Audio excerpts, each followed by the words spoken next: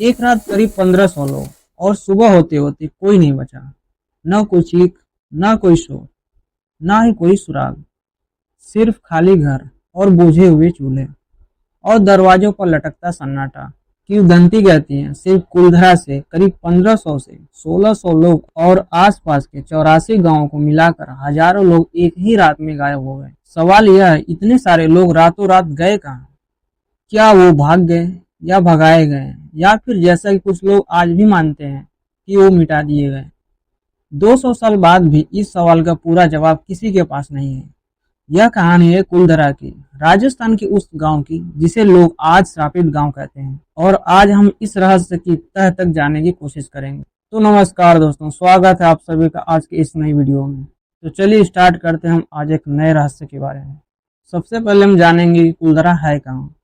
जैसलमेर से महज 17 से 20 किलोमीटर दूर थार के राजस्थान की रेत में दबा हुआ यह गांव नक्शे पर एक छोटा सा बिंदु, लेकिन जमीन पर कदम रखते ही एक अजीब सा सन्नाटा शरीर को छू जाता है।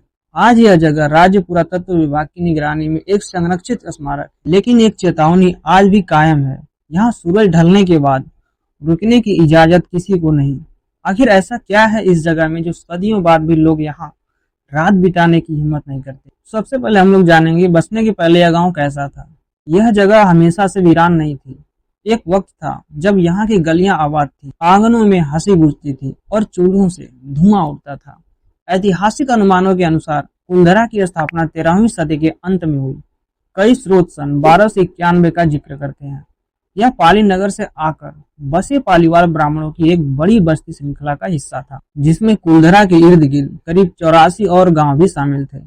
पत्थर के मकान, संकरी गलियां, साझे कुएं, यह कोई अस्थायी बस्ती नहीं, एक पूरा सभ्यता थी। कुछ ऐतिहासिक अनुमानों के अनुसार अपने सबसे समृद्ध दौर में कुल्लहा में करीब 400 घरों में 1500 से 1600 लोग रहते थे। तो फिर सवाल उठता है, इतनी मजबूत बुनियाद वाला इतना बड़ा समाज अचानक मिट कैसे गया? आइए आगे बढ़ते हैं।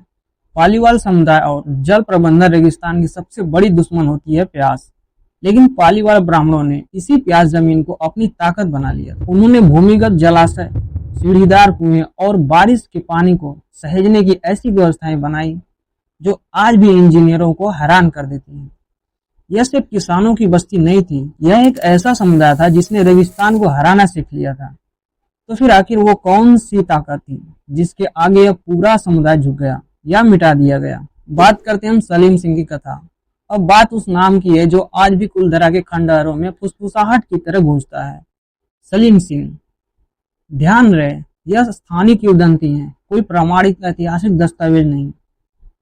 लोक कथाओं के अनुसार 19वीं सदी की शुरुआत में जैसलमेर रियासत का दीवान सलीम सिंह इस इलाके पर भारी दबदबा रखता था।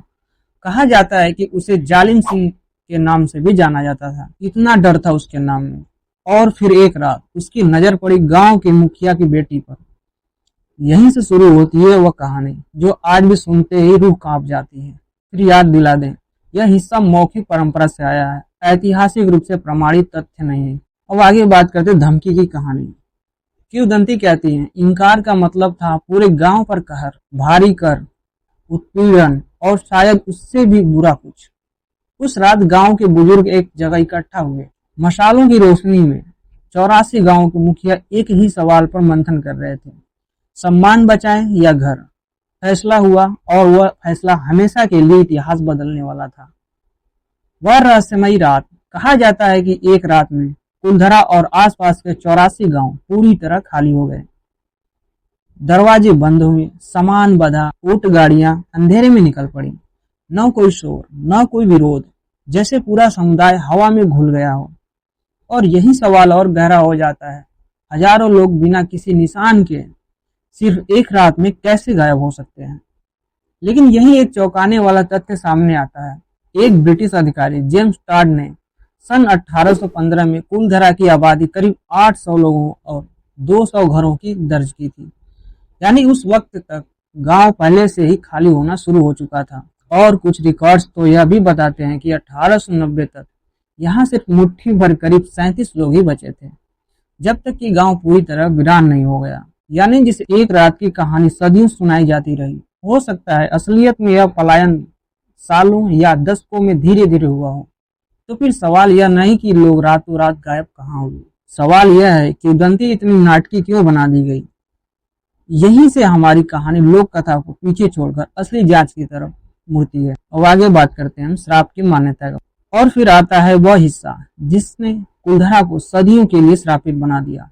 मान्यता है कि जाते जाते पाली वालों ने जमीन को श्राप दे दिया कि यहाँ फिर कभी कोई नहीं बस पाएगा। 200 साल बीत गए और आज तक कोई यहाँ दोबारा नहीं बसा। क्या यह सिर्फ इत्तेफाक है या इस लेजेंड यानी लोक कथा के पीछे कुछ और छिपा है? एक बात साफ है, इस श्राप का कोई ऐतिहासिक या वैज्ञानिक प्रमाण मौजूद नहीं है। तो फिर सच क्या है? इतिहास क्या कहता है? यहीं से शुरू होती है असली जांच। इतिहासकार इस अचानक पलायन के पीछे कई मुमकिन वजहें मानते हैं और शायद इनमें से एक नहीं बल्कि कई मिलकर जिम्मेदार रही हैं। पानी की घटती उपलब्धता, बदलती मौसमी परिस्थितियां, कुछ स्रोतों में भूकंप जैसी प्राकृतिक घटनाओं का जिक्र, भारी कराधान, आर्थिक दबाव और बदलते व्यापारिक मार्ग। यानी हो सकता है कि जो कहानी सदियों से एक रहस्यमय श्राप के तौर पर सुनाई जाती रही, उसके पीछे असल में एक दबी हुई जिंदगी की सच्चाई हो। लेकिन क्या यह अकेला जवाब काफी है?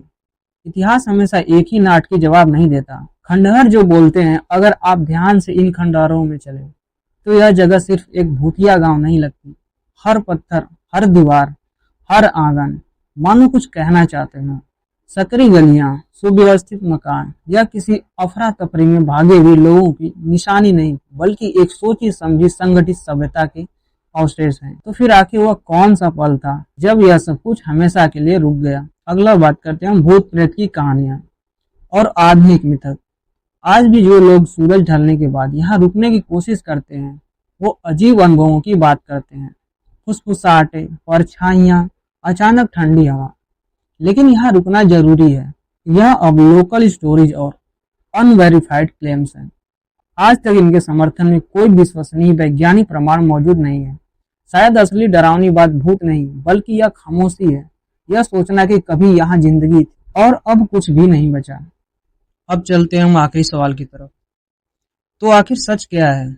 एक तरफ है वह किंवदंती जो सदियों सुनाई जाती रही है, सलीम सिंह, धमकी, पलायन और श्राप। दूसरी तरफ है इतिहास की ठंडी कड़वी सच्चाई, पानी, अर्थव्यवस्था, राजनीति और मजबूरी में हुआ पलायन।